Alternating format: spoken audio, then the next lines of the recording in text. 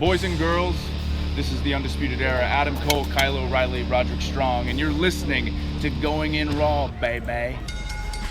What's up? This is the most must-see WWE superstar of all time and his lovely, gorgeous wife, Marie. And you are going in Smackdown Live. Hi, this is Shunsuke Nakamura. Shunsuke watching Going In the Raw. Hey, friendo, Steve here. And Larson. And welcome back to Going In Raw, the only pro wrestling podcast you need to be listening to right here at youtube.com/Steven Larson, taped on Twitch at twitch.tv/Steven Larson, and of course available also in the audio realm anywhere podcasts can be found. If you're listening to this right now, do us a favor, leave us a rating, review, or a comment. It's a free and easy way to help out Going In Raw and boost our exposure. If you're watching us on YouTube, hit that subscribe button and the notify bell. We've got all these news briefs happening sometimes twice a day, Larson, because we're in WrestleMania season, quite possibly the strangest WrestleMania season I don't think there's any quite possibly about it. We've ever been in. It's really quite bizarre. It's been quite a roller coaster the last couple of days, I'll tell you what. It has been. So before we get started, want to say shout out to the friendos over at Cultaholic. I'm sporting their shirt. I just really love this shirt, man. It's a good shirt. They dropped in here for the beginning of our Twitch stream and started doling out subs to everybody. So shout out to all the guys over there. Hope they're you guys awesome. are They're safe. fantastic. Yes. Hope you guys are doing good. Yes. And it was great to see your digital faces up in our Twitch stream. So there's that. Also today for $5 and up patrons, for YouTube channel members, right now you can check out a vintage classic episode of 10 for the Win. Thanks to our good friendo, Stefan Fenris. He just ripped a ton of these back in the day and gave us access to the folder. And, thanks to corporate mergers and acquisitions, they're no longer to be found on the YouTubes. So we figured, hey, we'd give them to our top supporters out there. Yep. So if you're every Friday night, you're going to get one of those. At some point, I'd like to get them all up, like for the public as well. But for right now anyways, it's going to be a special bonus for our patrons. You can also get classic 10 for the Win shirts right now at friendomerch.com. So yeah, there's that. We got a couple patrons to shout out before we get into the SmackDown review. Also, I'm be honest with you, I'm kind of just stalling for time on getting started on the SmackDown review because not much to. Well, we have to sort of tread a bit lightly in terms of like. So this episode of SmackDown was taped, obviously, on Tuesday. Okay, so prior to. Roman dropping out of WrestleMania. Roman dropping out of WrestleMania. But then there were like other names, which I guess we're not going to spoil those names. Is that true? People that have dropped out of other matches. I don't mind talking about. We talked about the Miz and stuff on News Brief today. We talked about that. So evidently he's not going to be in the tag match? No. Okay. But then you dropped a couple names. One person from tonight. Yeah. And she evidently is not going to be in a match. And I don't know. I'll leave it at your discretion how far you want to go with that stuff. Well, I mean, it's news. If we hadn't done News Brief when we did, we would have talked about it later on if we were doing a News Brief later in the day. Oh, okay. So you're talking about Asuka. Yes, I'm talking about Asuka. Sorry, people. She ain't going to be in a match at WrestleMania. Apparently she'd like to be at WrestleMania. The one thing I was trying to avoid spoilers is replacements for people who had to drop out. Okay, again, because at your discretion, news, I don't see much of a difference between. Well, no, I guess there is. That's fine. There is. I mean, the big replacement for Roman Reigns is out there. We're not going to mention his name here or her name here, whoever it may be. Here, Dang MQ is saying Meltzer has denied the Oscar rumor. So, okay. Where did that one come from? I don't remember. I don't want to say a source and not have it be correct. Well, here's the here's the thing. Some of these, the Roman one we know, that's like solid, right? That's solid, right? Ryan Satin's the first report. Oh, it's him, yeah. So he knows. So it seems pretty solid, yeah.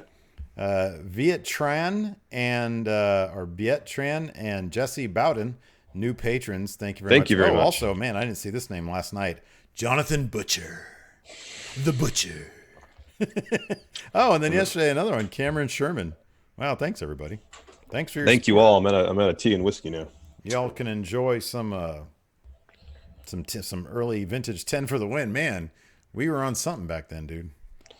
All sorts of it. Those were funny. I was watching a couple of them today. Like we always, whenever we go back and reminisce, we only watch the intros. Intros, yeah. We think the episodes are funny. Oh, okay. Hold on. Dang MQ says the Oscar rumor came from Wrestling Inc., but they retracted it. See, I haven't been on the news sites in a while, so maybe this has all come down the pipeline since mid-afternoon when I was talking to you about it.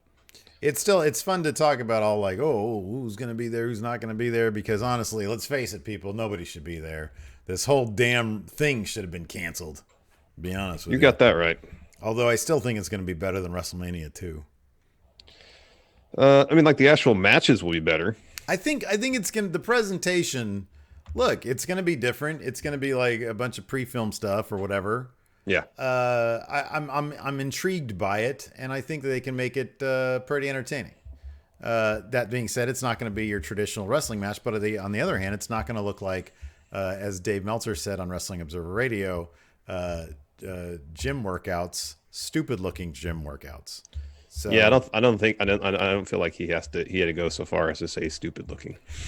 They are stupid looking though, man. That's his opinion. And to be honest, I kind of share it with the Wrestling Observer himself. They're gym workouts that are kind of stupid looking. Okay, this is what Wrestling Observer says right now. So a few WrestleMania catch-up notes when it comes to rumors. Asuka, Cesaro, Edge, and Kevin Owens all listed as not being part of the show. I hadn't heard all those names. Kevin Owens? Edge, they have Edge. He has Edge on this list too. What? Are all fine, and we're part of the show. Oh, okay. Edge versus Randy and Seth Rollins versus Kevin Owens happened as scheduled. Oh, okay. All right. So that's all fine. So apparently Asuka did shoot her match. Okay. Well, that's good. Right on. No spoilers. And then I saw somebody on Twitter today said that they did in fact shoot, or they were in fact shooting several endings to some of these matches. No, it could be. But that's just some random, I think, friendo on Twitter. I have no more news than that. Yeah. And that's not, sorry, I shouldn't have called that news. No more words than that. Anyways, man, let's just hop into this SmackDown episode. It was what it was. There was a lot of stupid looking gym workouts and then an old match. An old match, and not a terribly good one. But yeah. No, and then they tried to have a murder on the show, or attempted murder at least. Hey man, we're gonna differ on that. We differ on that one. I thought that was kind of cool, to be honest with you. I didn't think it was. Oh, here we go. Here's Wrestling Inc.'s correction on the Asuka thing. Oh, okay. This came down the pipe. That's not dated. Yeah. All right. They retracted it. Full retraction. All right. Oh, wow. Asuka not pulled. Oof. So I didn't have a problem with them trying to do something different. I just thought it was kind of cheesy.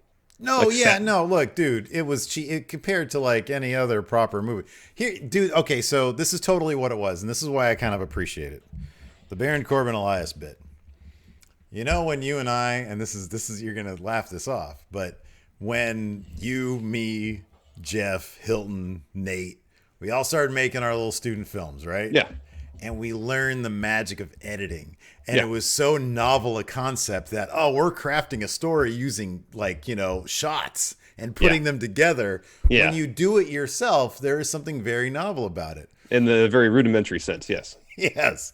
That's because they always have to do a certain thing, and in a very rudimentary way for the very first time, like in this current situation.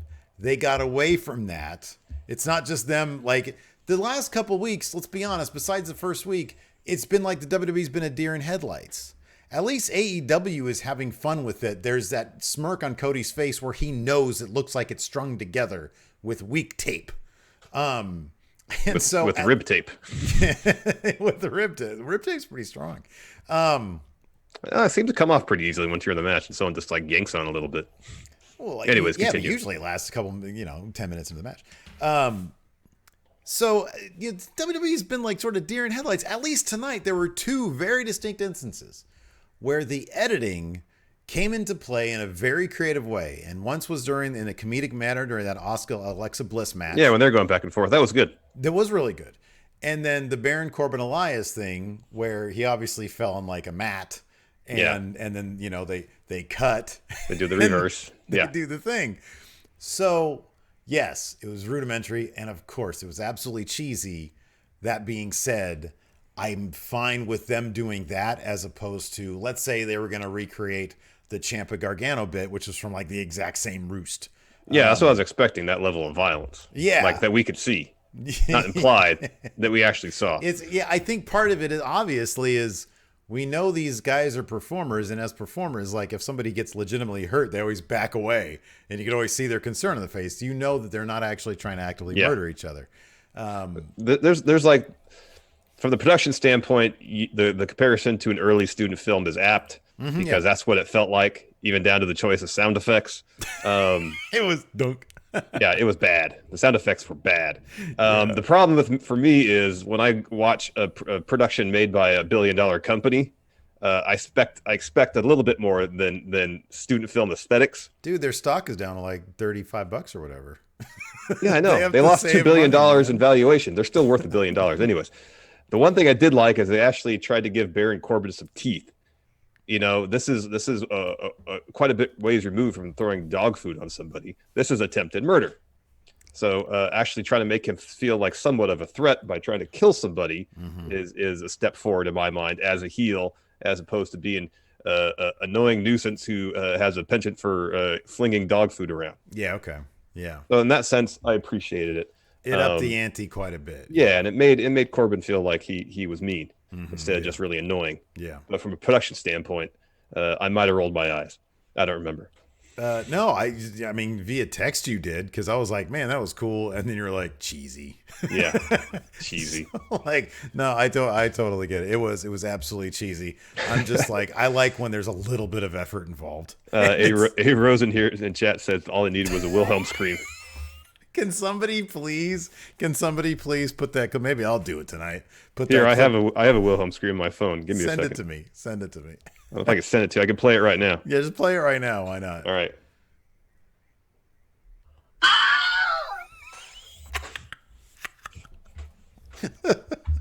Oh, there you go. Great. That's great. So anyways, yeah, but by and large, I mean, the show was what it was. Look, man, we're limping into WrestleMania as it is, just limping to get there. Oh, I know. Sasha and Bailey, Speaking of being wrapped in rib tape, this whole WWE production right now. It's totally wrapped in rib tape. Sasha and Bailey come down.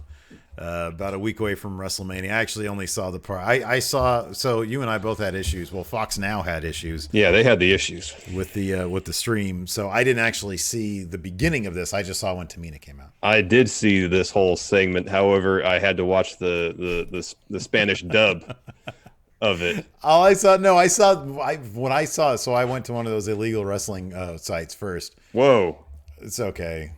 They don't know which one, so like it doesn't matter. And so who could do what? Doesn't matter. They can't prove anything. I saw when Naomi said, "Sasha, you're just standing there with your stank," and then that was good. She's gonna snatch her wig. That was great. That was awesome. Who just says you're standing there with your stank? That was fantastic. That was really good. She's good. But I didn't see anything Lacey Evans said. I didn't see anything. Yeah. So it started out with Sasha and Bailey coming out, and they were like, "Yay, we're a week away from Mania.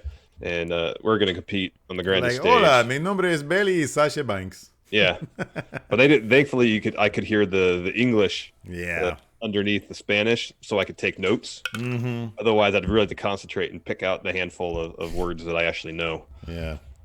Thanks to you, speaking in Spanish a decent amount, I picked up some. Mi nombre es Bailey y soy rudo. See, I know exactly what that means. Right, My name is Bailey, and I am a heel. I know exactly what that means. And Sasha's like, yeah, WrestleMania, where anything could happen, where dreams can come true. And Bailey says, but it's going to be a nightmare for me because Paige put me in this match, fatal 5-way elimination match. And then Sasha says it's not going to be an issue of them pitting them. Oh, sorry. Sasha says, well, this is Paige trying to pit us against each other. It's not going to work. Mm-hmm. But we saw that look Sasha had last week. Yeah. Looking at that belt. Yeah. It's totally going to work. Thirsty for the belt. Yeah. So Lacey comes out, interrupts, tells Bailey to shut up. And then Bailey and Sasha pretty much just calls her a loser. Lacey says she won't be able to say her daughter's name because she's going to break her jaw with a woman's right. Yes. And looks at Bailey and says, I'm going to beat some respect into you and take that title. And that's when Naomi walks out. Mm-hmm. says the stank bit, snatching the blue wig. And that brings out Tamina. She just says, actions speak louder than words. Headbutts Naomi. What are you doing? Your camera's frozen. Oh, darn it. Can anything else go wrong? Ugh. The answer is yes. Come on. Really?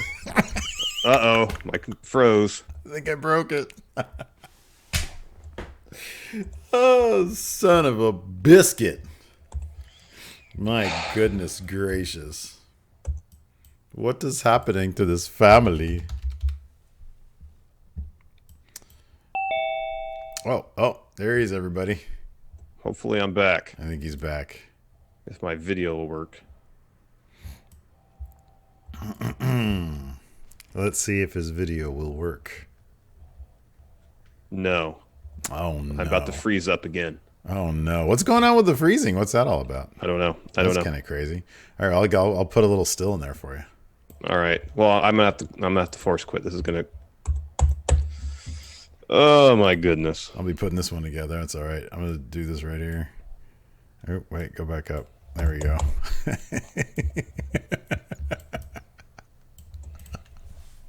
Oh man, fuck! I'm gonna have to cut this one. What a bummer. Hold on. That's okay. Take your time. I'm already gonna have to edit it, so it's fine. Let's see what chat has to say. And Sam Bronco had said, going in Raw 2K20. There the bot says, don't cut it, Steve. Oh, man. Yeah, I'll just continue. Let's see. You just keep on going. I'll just continue. Fuck it. I'm not going to cut it. Yeah, Tamina comes out and she says, actions speak louder than words. And thank God, because nobody wants to hear Tamina in a promo. That sounds horrible. So she immediately starts going after, I think she goes after Naomi first, and then maybe kicks Lacey Evans or something. And then Sasha and Bailey, they got, ooh, I'm back. Oh my goodness, I'm so huge right now. Let's see here. There's Larson. He's on text message. Need to restart. All right, well, I'm just going to keep on keeping on, but I'll pad it out a little bit. So Sasha and Bailey, they start to beat down Naomi, and then they back up into Tamina, and they're both like, whoa, you're just like, whoa, just chill out. We're not doing anything to you. You know, we're all good here. So that's the end of that segment. Then we probably go to a commercial of some sort. Chances are it's for Liberty Mutual. I think it was the one with the guy and then the ostrich. My kid loves that commercial because it's like a silly looking ostrich. After that, we had a really fun but kind of a short match between Drew Gulick and, of course, Shinsuke Nakamura. Now, as you guys might or may not remember, last week, Drew Gulick was challenged by Sami Zayn to fight Shinsuke Nakamura, and up for stakes, up on the line is Daniel Bryan. Oh, wait, here we go. There he is. Let's see if this works. There he is. My goodness. Prince Larson. Can I just keep this picture of you right here? If you feel better about doing that. Nah. If you cut out, I'll just toss that up. All right. All right, fair enough. All right. So anyways, I was just going to talk about this Gulick versus Shinsuke Nakamura match. Oh, which, I should have just stayed gone because I didn't see it. Yeah, well, no, I was going to wrap this up in moments because at that point, the Fox Now app started to work about midway through this match. I just saw the end, though. Nakamura sets up for a Kinshasa. Bryan, because he's got Drew sort of in the corner, sort of out of it. Bryan pushes him from ringside out of the way, and then Gulick comes back in. He rolls up Shinsuke Nakamura for the win. Mm-hmm. That's what happened. That's what happened there. You got that right, bud. Waymaker says, Steve, what is the shirt you're wearing? I'm wearing a Cultaholic shirt, man. It's the new way. It's a new style. It's their freaking new logo. It's like the ECW one. It's great. It's great. It's a fantastic shirt. If you make it like a ECW homage shirt, I'm all about it. Yep. We should do a Going in Raw one. Yep. After that, we had but like the WWE ECW version. There you go. We're lame. After that, we had a recap of Dolph versus Otis from last week. Dolph is backstage on his phone, and the glitchy stuff for Mustafa Ali's reboot. Mustafa Ali, yeah. It was like all over the place. Yeah, and then back to Dolph. He's talking on the phone to somebody. We don't know who. It's not Mandy because he references Mandy. Yeah, right. In the third person. Hey, can we assume it's Bob Roode? Maybe it's Bob Roode. That'd be a safe assumption. Anyways, heavy machinery bust in. And Dolph's like, hey, Otis, you want to see some pictures of Mandy? Ask if he's over 18. Yeah. Which, lead one to believe they may be some sort of lewd pictures. Hopefully. I have to keep an eye on her premium Snapchat. Oh, dear. Anyway, it says, Otis looks pathetic. And Dolph is like, I want to end it with the whole world watching. At Mania, let's do match. Mandy in my corner. What do you say, Otis? And I think Otis just goes, ah! Which I guess is yes. Yeah. So, yeah. After that, Elias, he's up there in the crow's nest. Yeah. So they just brought this. Oh, that was okay. No, that was the Performance Center. That's right. Anyways, he's got a song called "Kingdom of Fools" and invites us, TV crowd, watching, to clap along. Well, the crowd at home to clap along. I didn't. And then there was like a really poorly photoshopped. Oh man, these were all so bad. Yeah, of Baron with it's like a cartoon arrow through his head, like the Steve Martin bit. And then there's a picture of Baron's face on toilet paper. Like there's a Snapchat filter where you can be a roll of toilet paper, which really seems super insensitive if you think about it. But yeah, it dances around and then your mouth and your eyes are on it. Bama loves it, and so. I mean, it's funny. Like, why didn't they do something like that? Like something that maybe the people who are out here. I mean, I know the viewer base is like in their 70s, but I don't know. My mom uses Snapchat to like talk to like the kids and stuff. So I don't know. I don't know. Why don't they do something that's more relevant? Is my point. Instead of these really terrible photoshops. Because Bruce Pritchard's writing the show. The final bit was he calls Baron's throne a toilet and says Baron's a turd. So now I was hoping we'd see a little turd Baron floating in the toilet bowl. But no, awesome. Yeah. It's just Baron sitting on the toilet. Yeah. I mean, they had that kind of technology that wasn't in that Cars video in the 80s. You might think I'm crazy where people get flushed down the toilet. Why can't we see that in 2020 on WWE television? You got me. That's 35 years ago. That video really tripped me out when I was a kid, man. That video was something else, man. It was really ahead of its time. What am I looking at right now? Oh, you're looking at the future. I know I was. I totally was. And so Baron attacks Elias in the crow's nest, punches him, sends him over the rail. Elias hanging on by a thread. Ooh. So he's holding on so Baron would punch one hand. And Elias would do this thing. He'd punch the other hand. He'd grab and do this thing. And eventually he grabs his scepter, hits him with that. Wilhelm scream. Ah! Yeah. Elias falls. You hear a dunk. Yeah, terrible sound effect. Do the shot of Baron, reverse shot over Baron's shoulder. You see Elias on the floor. Refs and trainers and producers come rushing over. Oh my God. He fell from such a great height. From such great heights.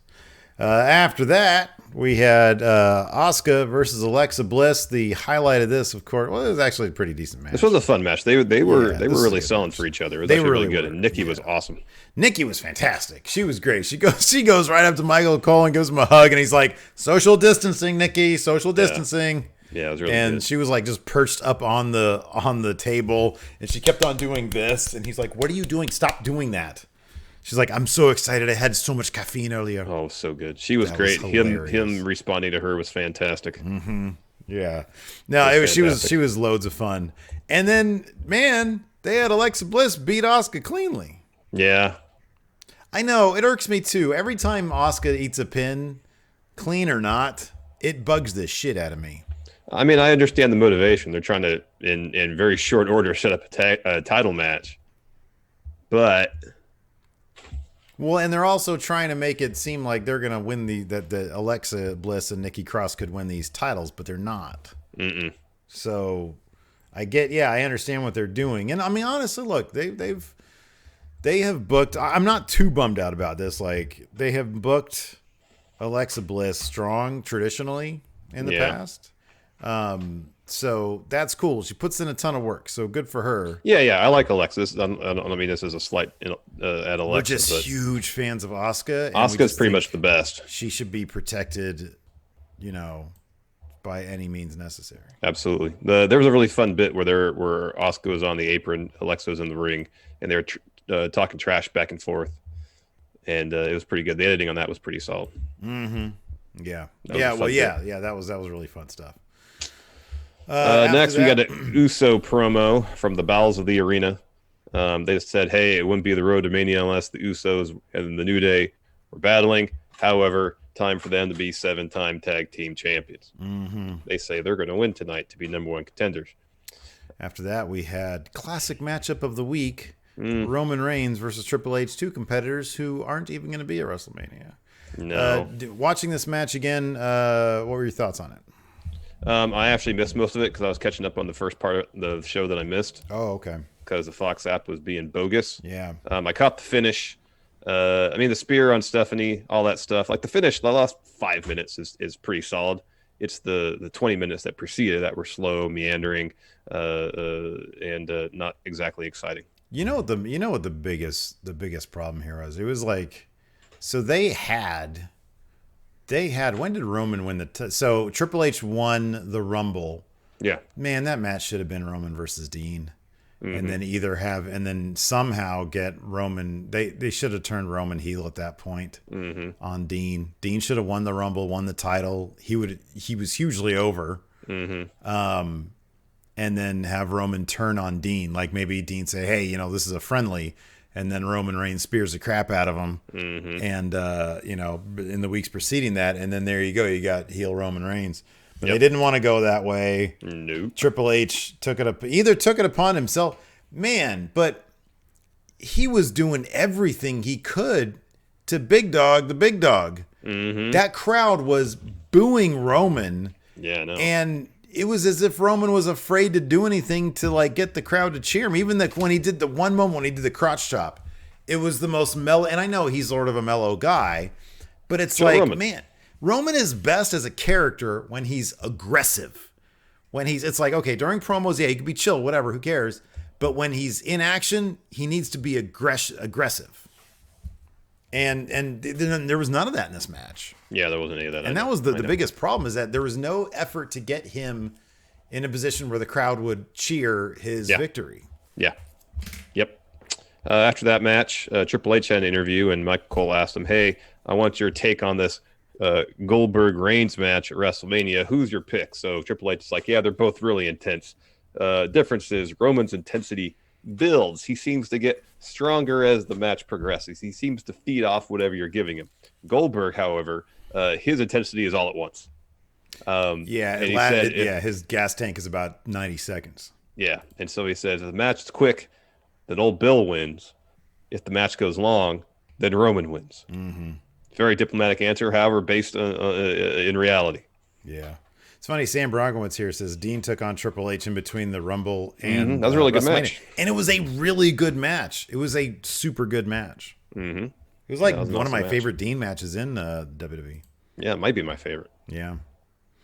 Obviously this was all filmed before the news of Roman Reigns, so they didn't film an angle, or they weren't able to. Well, reportedly they did for Roman's replacement. I guess it's just not running. It just didn't run tonight. Oh, that's there's the go home. Yeah, okay. Yeah, there's one more episode. Okay. After that, we had a brief New Day promo where they said tonight they get a chance to go to WrestleMania, but they got to go through the Usos. Big E says he said my grandpappy, or my pappy used to tell me before he disciplined me, this is gonna hurt me more than it hurts you. Yeah. And Usos gonna hurt us more than it's gonna hurt you. But your daddies need to become 8-time tag champions. It was great. It was fantastic. He's so good. Big E is the best. He is. How cool was it to hear that he was like really good friends with Brody Lee? Oh, that's fantastic. Next, Dolph and Sonya Deville, they're commiserating backstage, conspiring perhaps. Mandy enters, asks Dolph, "Why are you doing this to Otis?" And wonders why Dolph had to show Otis those pictures. And Dolph's like, "Yeah, that was a mistake. I went too far. I'm sorry." And Mandy's like, "You know what? I don't. It's fine if you want to have a WrestleMania match, but I don't want to be fought over like some prize." Yeah. And Dolph tries to put her at ease and just says, "Hey, let's go back to the hotel. We can get a bottle of champagne." And then they just walk off. Nice. He's like, "I'm gonna take some more pictures of you. Put on your premium Snapchat." After that, we had a really good Firefly Funhouse. Yeah, this was really good. Yeah, this was cool. He was staring at a picture of John Cena over him at WrestleMania 30. He starts tearing up. And then they cut to the Bray Wyatt head lantern. And Bray's like, "Shut up. You had your chance against Cena, but you failed. And I won't." But he won't. But he won't, yeah. But yeah, talking about the Fiend, yeah. And then Abby, the witch, says, "Oh, you think that's the case?" and starts questioning him and asks him if he has a secret recipe to beat John Cena. And Bray says, "Why, I do." Yeah. And then we get a wipe. Then he's standing in front of a blender. And he's making up some sort of concoction in a blender. He's got a jar labeled anger and resentment. Well, there's rage and resentment, self-loathing, yeah, and then some hot sauce. He puts that all in the blender. The Rambling Rabbit comes in. It's like, "Hey, I got a carrot." He's got like a phallic erect carrot in front of him. "Hey, man, I got a carrot for you." He made some reference to not be able to see him because carrot, I guess. Mm-hmm. I guess carrots are historically might be a wives' tale. Be good for your eyes too. Good for the eyes, yeah. Bray says, "That's just what I needed. Some unnecessary, unsolicited opinions." And then he puts Rambling Rabbit in the blender, turns it on. Rambling Rabbit gets blended up. Yeah. Then he drinks the shake. A light bulb appears above his head, and Bray says, "Cena, you deserve something more than an ordinary match. You deserve a match where you get to step into my world. I challenge you to a Firefly Funhouse match at Mania." Of course, this aligns with what we heard about some pre-film thing for their match. He says, "Wow, this shake tastes great, but there's one nasty side effect. Yeah. Yeah, that was good stuff. I really liked it. It was really good. After that, we had our main event. The New Day versus the Usos. These guys can, put on a really fun match in their sleep. We had Miz and Morrison on commentary. The whole thing, I'm just looking at Miz, and he just wants to sneeze on everything in my mind. As soon as they talked, I was like, "Is he congested?"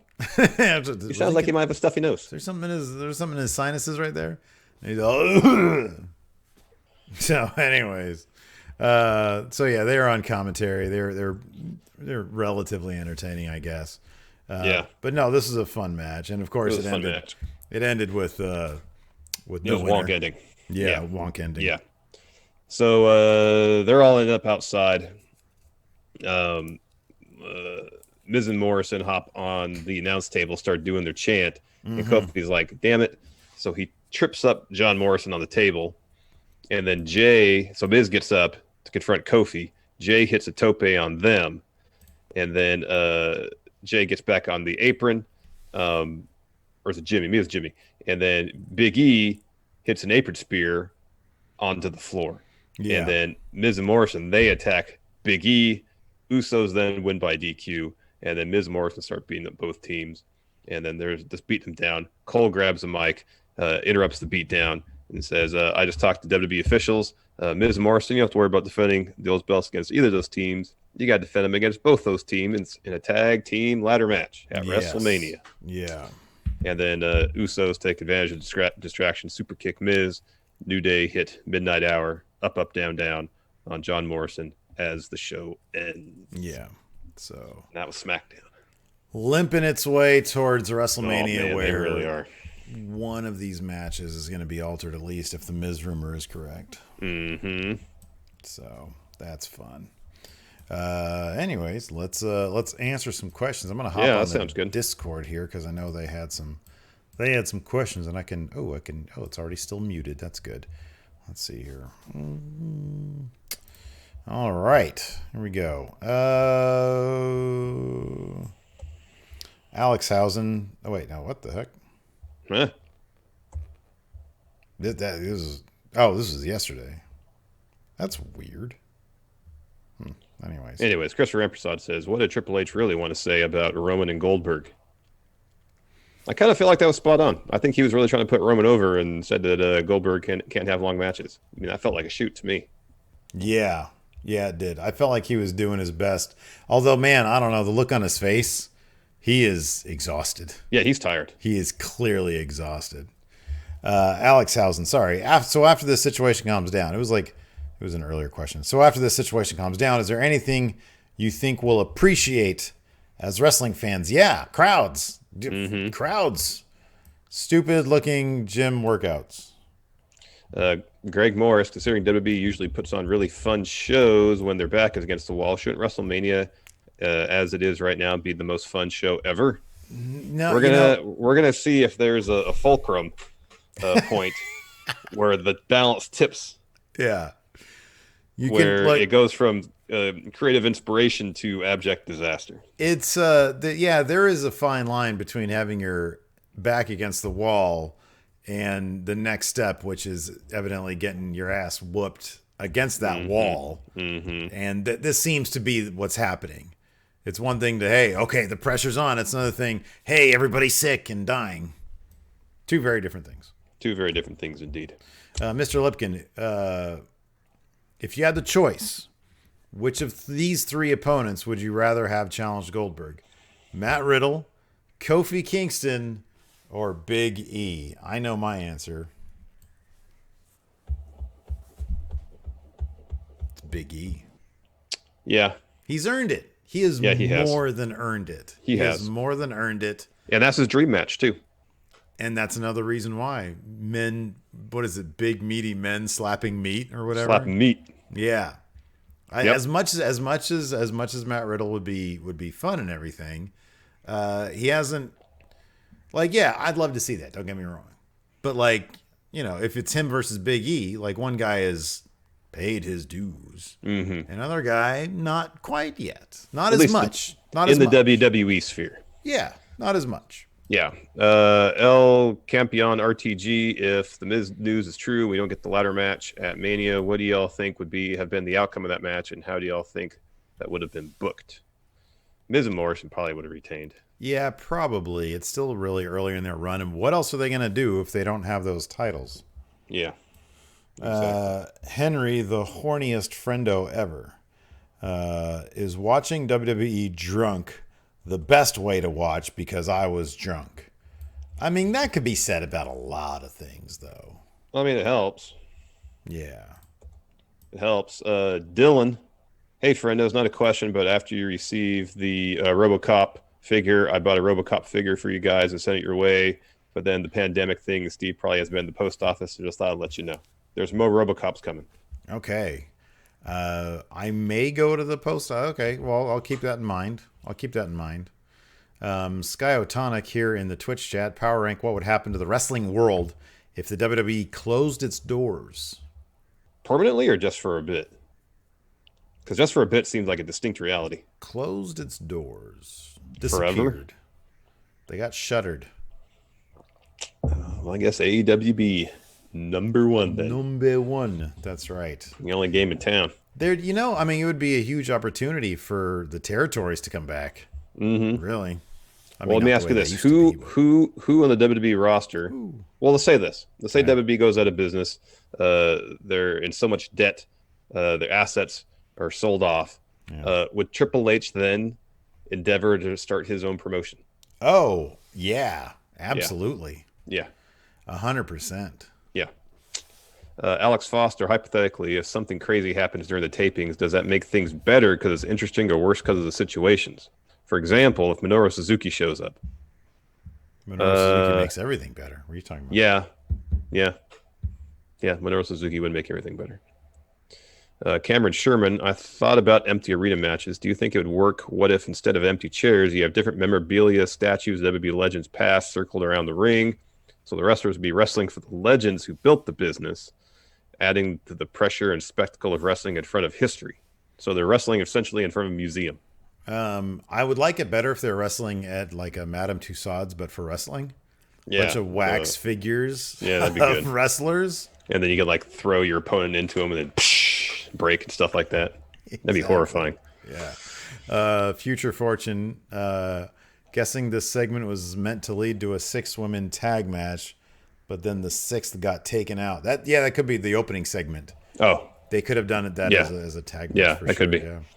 Tommy T, hey friend, knows my question is now with a little hindsight, why was everyone so mad about Bray losing to Goldberg? Because before that happened, you could hear a pin drop during Fiend matches, and they're almost always a low point of the show. Was it simply because Goldberg is a part timer?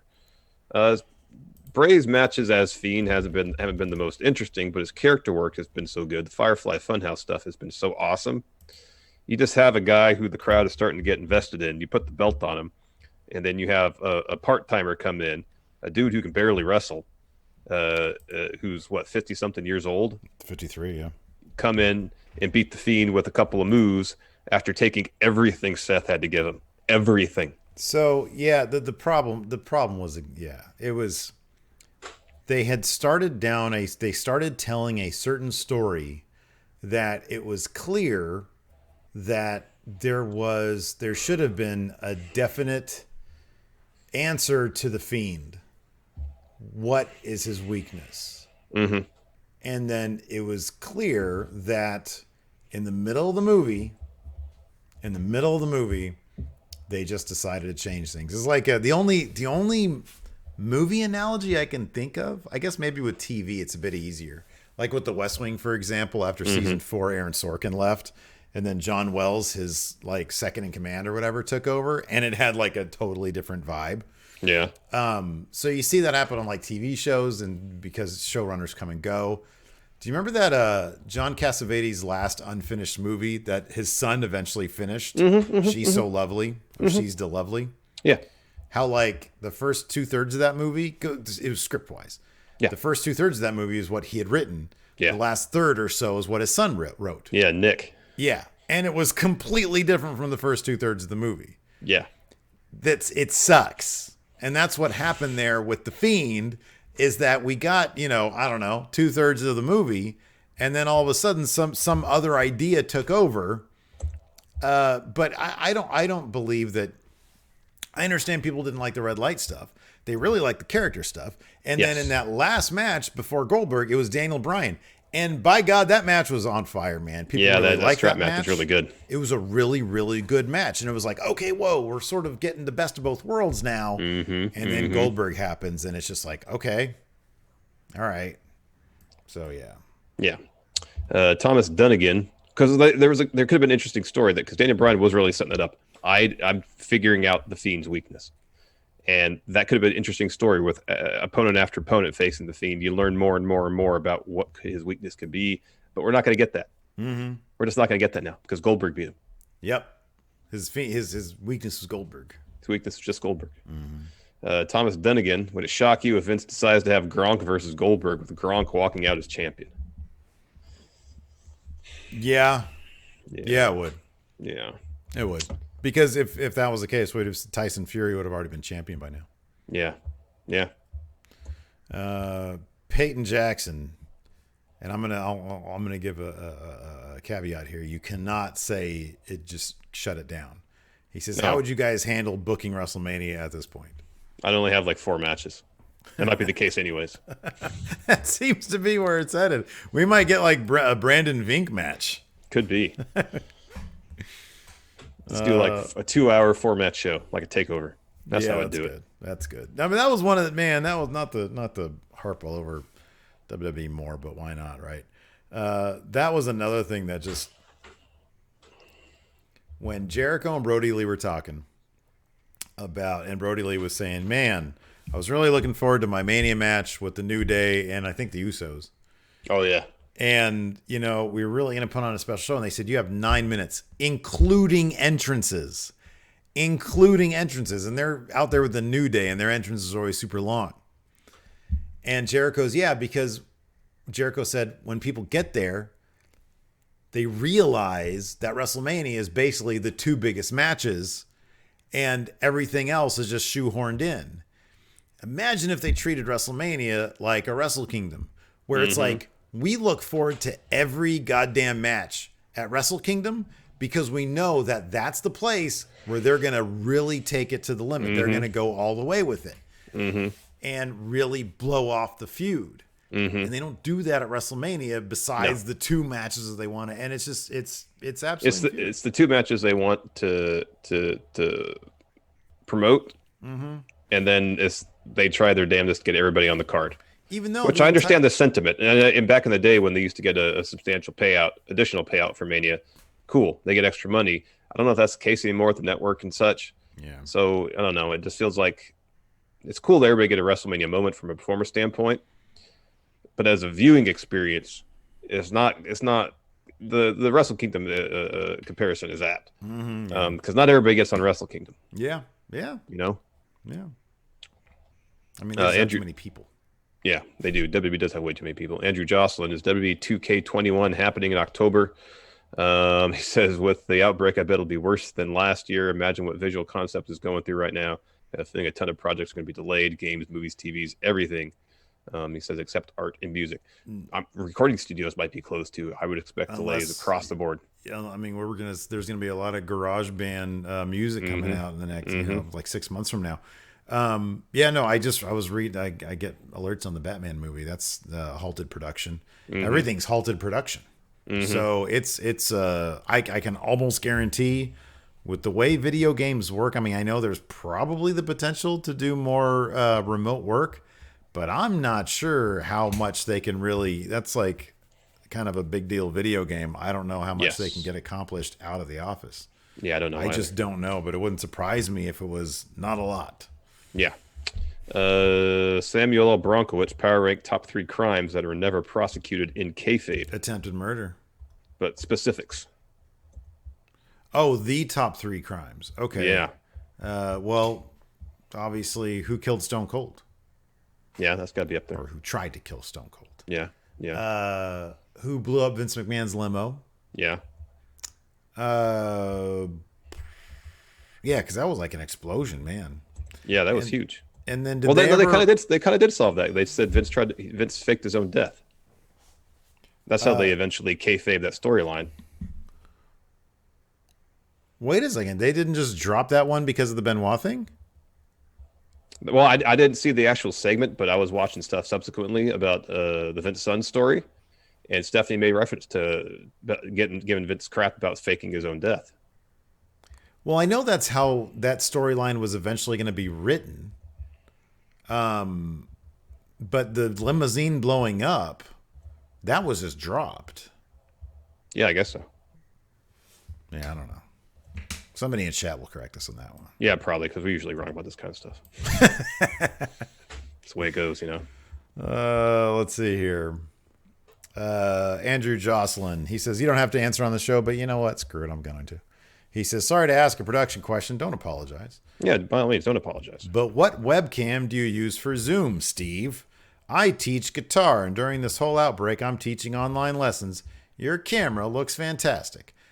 So this is actually not a webcam. It is a full-on DSLR. It is the Canon T7i, and runs you probably around $600, $700. And then I got it hooked into my Cam Link here on my PC, so it turns your DSLR into like a fancy webcam. Yep, that's what it is. That's what it is. It's what it is, man. Anyways, is that it? I think that's it. I don't think we have any more questions. I think that's all.